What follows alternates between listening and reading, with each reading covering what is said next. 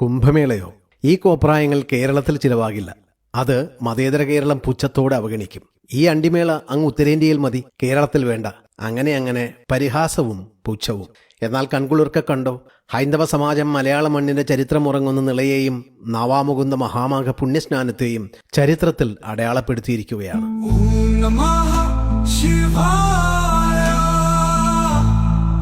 പ്രതിസന്ധികൾ ഏറെ ഉണ്ടായിരുന്നു.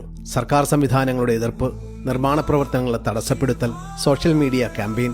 എന്നിട്ട് ജനം TV ഒഴികെയുള്ള കേരളത്തിലെ മുഖ്യധാരാ മാധ്യമങ്ങൾ കുംഭമേളയുടെ വാർത്ത പോലും റിപ്പോർട്ട് ചെയ്യുവാൻ തയ്യാറാകാത്തത് പോരാഞ്ഞ് കുലുക്കി സർബത്ത് കച്ചവടം നടക്കുമെന്ന് ശീതീകരിച്ച ചാനൽ മുറിയിലിരുന്ന് പുച്ഛിച്ച മാപ്രകളുടെ നാവടങ്ങിപ്പോയിരിക്കുന്നു.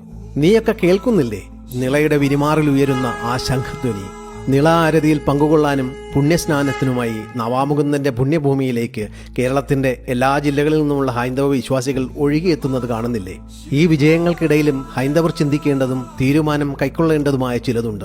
അതിലൊന്നാണ് നമ്മളറിയാതെ വളരെ പ്ലാനിങ്ങോടുകൂടി നമുക്ക് ചാർത്തിത്തന്ന മതേതരർ എന്ന പട്ടം. അതൊരു ട്രാപ്പാണ്, ഹൈന്ദവനെ ഭിന്നിപ്പിച്ച് നിർത്തുവാനുള്ള ക്ലിയർ അജണ്ടയുടെ ട്രാപ്പ്. കേരളത്തിൽ ഹിന്ദു മാത്രമാണ് മതേതരർ, മറ്റു മതസ്ഥർക്ക് അവരുടെ മതമാണ് എല്ലാം. അത് വിട്ടുള്ള കളിയില്ല. കാന്തപുരം നയിച്ച ജമാഅത്തിന്റെ കേരളയാത്രയിൽ ഐക്യദാർഢ്യമായി എത്തുകയും വേദി പങ്കിടുകയും ചെയ്ത കേരളം ഭരിക്കുന്ന മുഖ്യമന്ത്രി പിണറായി വിജയനോ പ്രതിപക്ഷ നേതാക്കളായ VD സതീശനോ രമേശ് ചെന്നിത്തലയോ തിരുനാവായിൽ നടക്കുന്ന മഹാമാഘ മഹോത്സവത്തിന് ഐക്യദാർഢ്യം പോയിട്ട് ഒരു ആശംസയെങ്കിലും അറിയിച്ചോ? ചിന്തിക്കേണ്ട കാര്യമാണ്. ന്യൂനപക്ഷത്തിന്റെ മാത്രമല്ല, ഭൂരിപക്ഷമായ ഹിന്ദുവിന്റെ വോട്ടുകൾ കൂടി വാങ്ങിയാണ് ഇവറ്റകൾ ജയിച്ചു പോയത്. എന്നിട്ട് ഭൂരിപക്ഷത്തിന്റെ ഒരു മഹോത്സവത്തിന് ഒരു ആശംസ പോലും പറയുവാൻ തയ്യാറാകാത്ത ഇവരുടെ ഇരട്ടത്താപ്പ് മതേതരായ ഹിന്ദുക്കൾ അറിയുന്നുണ്ടോ? നിങ്ങൾ തലയിൽ കയറ്റിക്കൊണ്ട് നടക്കുന്ന കേരളത്തിലെ പ്രമുഖരായ 2 സമുദായ നേതാക്കളുണ്ടല്ലോ, സുകുമാരൻ നായരും വെള്ളാപ്പള്ളി നടേശനും.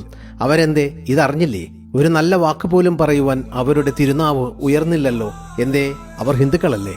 അതോ കിട്ടിയ പത്മ അവാർഡിന്റെ ലഹരിയിലും കിട്ടാത്തതിന്റെ ആലസ്യത്തിലുമാണോ? അതോ ഈ ഹിന്ദുക്കൾ എന്ന ജന്തുക്കളെ വെറും പോഴന്മാരായി കാണുന്നത് കൊണ്ടാണോ ഈ ദാർഢ്യവും ധിക്കാരവും? മാമാങ്കത്തിൽ പോരാടി മരിച്ചവരുടെ ബന്ധുക്കളുടെ കണ്ണുനീരിൽ കുതിർന്ന ബലിയേറ്റുവാങ്ങാനായിരുന്നുവല്ലോ നിളയുടെ വിധി. പ്രിയപ്പെട്ടവരുടെ അസ്ഥി നിമഞ്ജനം ചെയ്ത് മടങ്ങുന്നവരുടെ കണ്ണീരൊപ്പി കൈകഴച്ച് മനം മടുത്തു നിള.